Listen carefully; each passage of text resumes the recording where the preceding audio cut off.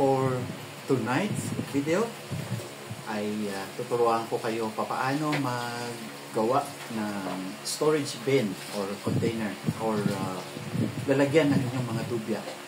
So, ito, kita nyo to? Kakarating lang na in-order kong 102 liters na container from Shopee.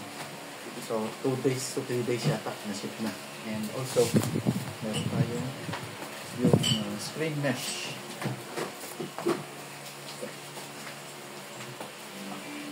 Screen mesh. Yung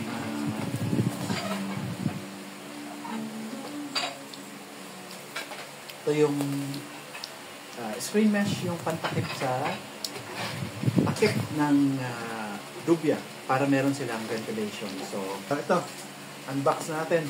Go na. Stick na. Ito. Kahit saan. Para kasama na. Sayang sa oras, pero pwede naman speed up.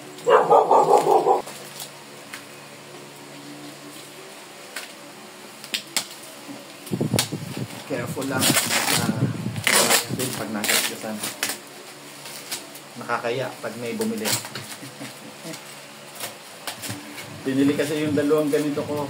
Kinuha rin nung pumakyaw ng mga dubya. So, gagawa ulit bago. PM pala kayo guys pag gusto niyo ng gawa na. Gagawa ko kayo. O bigay ko sa inyo tong ginawa ko.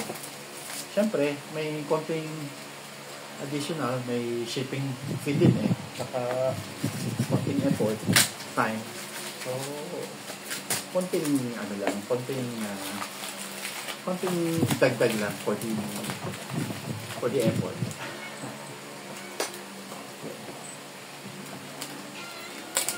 Very well packed talaga. So,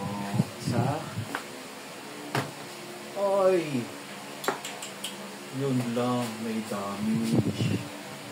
Yun lang. Damage na konti.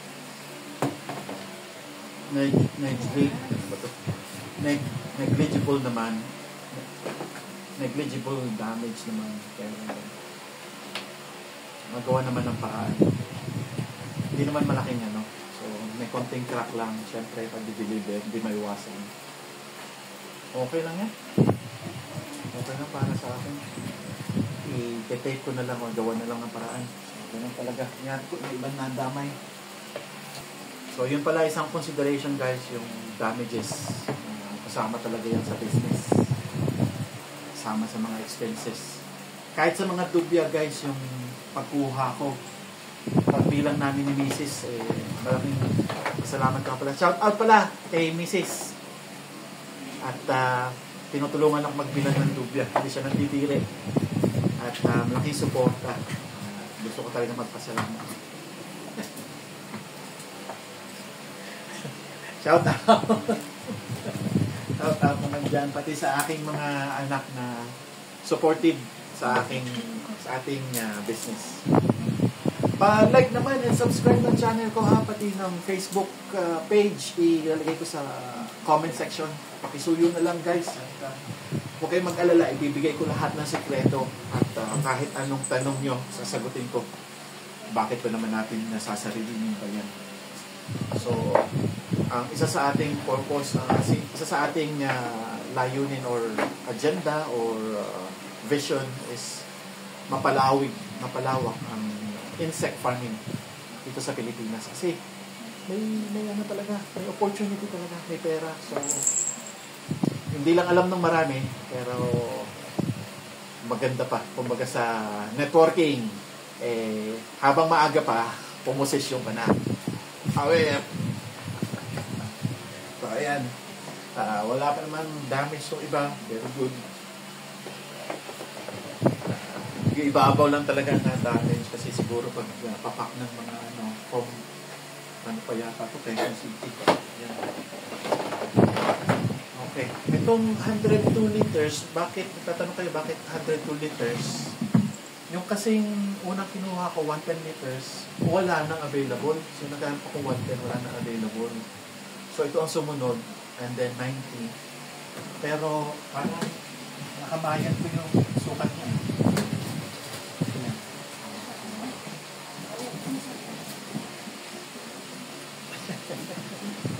Kaya parang gusto ko yung sukat niya, hindi ko alam. Type ko lang yung sukat niya, siguro sa iba maliit. Yung iba 16 liters nga, half lang, or almost more than half. Pero type ko itong laking to, manageable para sa akin, siguro para sa size ko. So ayan, so 5 nito. Okay, 1, 2, 3, 4, 5. Palagay ko naman walang damage at iba. So guys, so ito yung magiging container ng dubia nyo. Ayan, wala naman tayong kailangan gawin dito sa part na ito, dito sa katawan. So, as is na siya.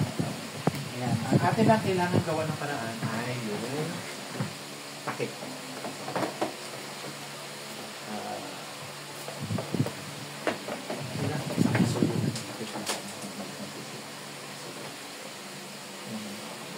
Pakita ko sa inyo guys yung takip ng malaki para pakita ko kung anong kailangan gawin.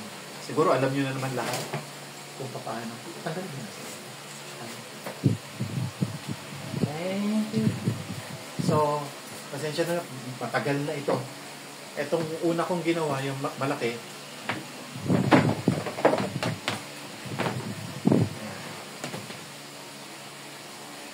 Ayan. So, size comparison. So, ito yung malaki. Ito yung una kong ginawa. Gumawa lang ko ng isa lang para sa, sabi ko, ma-testing lang. So, ito is 9 months na sa akin. So, matanda na, may kabok na. Papagpagin na lang. Pinag-aralan ko rin pa paano gawin. Kaya naman. Kung pag gusto talaga, may paraan. Pag ayaw, maraming dahilan. So, ayan. Madali lang. Kahit may mga konting damage na, sinasampahan ng pusa namin mabait. Mabait man talaga. So, medyo na-i-stretch lang. Okay lang. Okay lang. Matibay siya. Tatagal to ng mga 2 years, 3 years, 5 years. Basta magandang pagpapa-maintain. So, ayun. Yan to ang gagawin natin.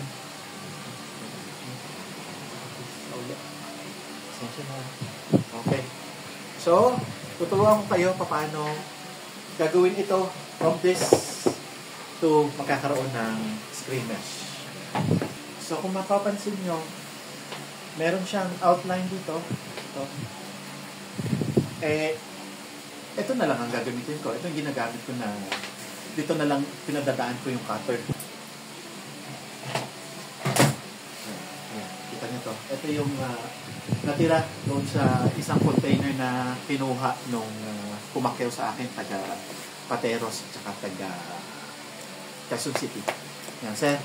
Salamat sa inyo. Salamat sa suporta. Paki-like and follow na lang ako sa page and YouTube channel. Pa-share na rin. Sana maraming salamat po.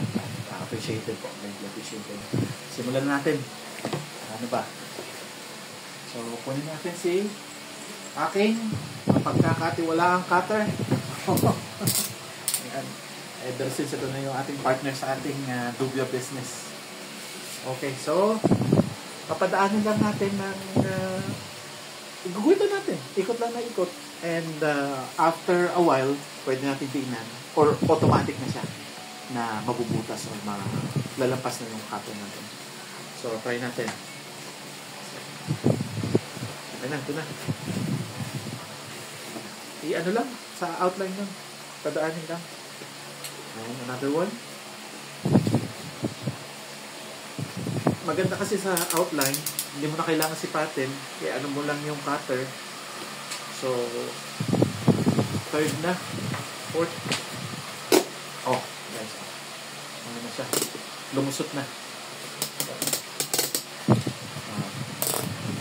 Lumusot na siya. Nailaw. Ayan, oh. Kita nyo na yung kamay ko. Ayan. So, yun lang. Ganun na kadali. Ayan. Doon naman sa baba. Ayan.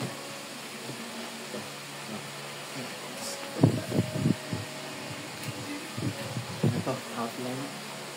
So, daan lang. Basta? Huwag niyong kapersahin, ha?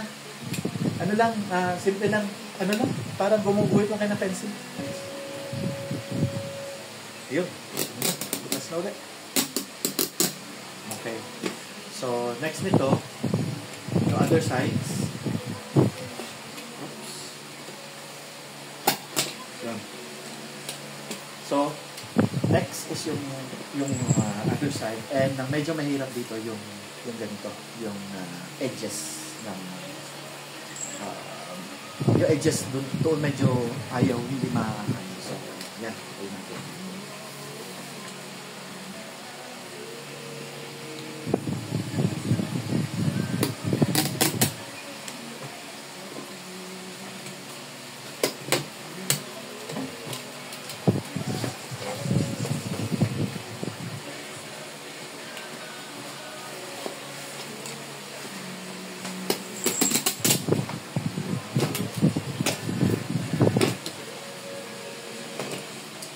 So, at least, ano na natin yung 4 sides niya. Kaya siya, yun, isa, taas, meron, kita na rin.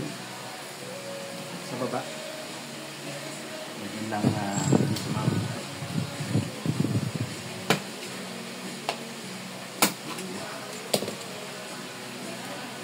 So, taas.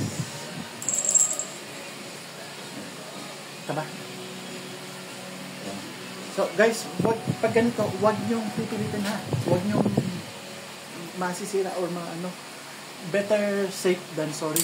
So ano lang, ano lang natin, igaganon lang natin yung cutter sa edge. So ipa-follow lang natin yung curve.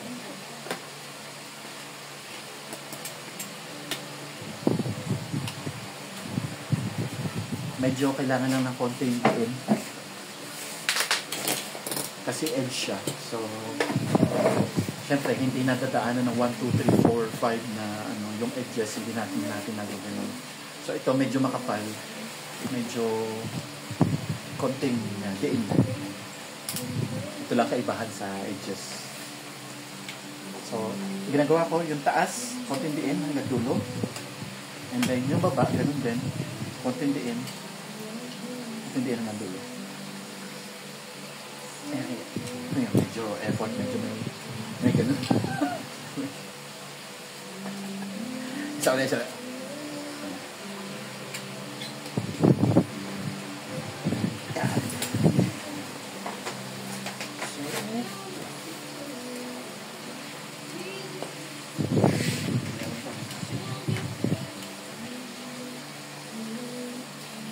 Yun.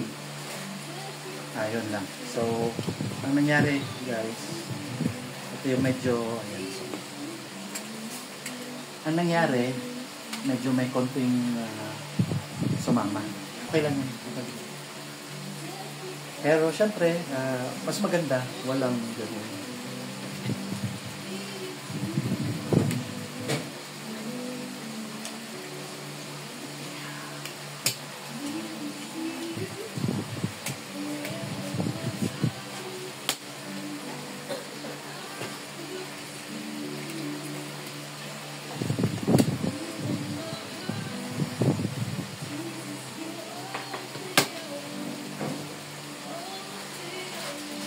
Ano lang dalawang titira. May nabungi ba rito? Konti lang. Next.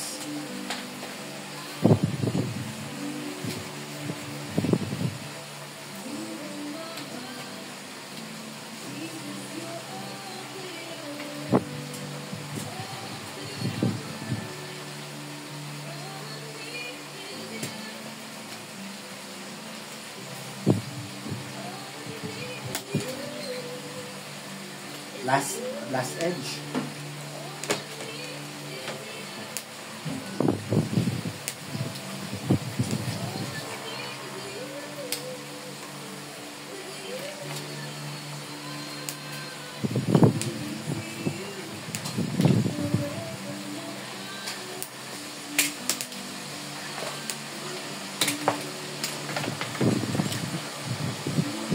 May bumi na naman ko.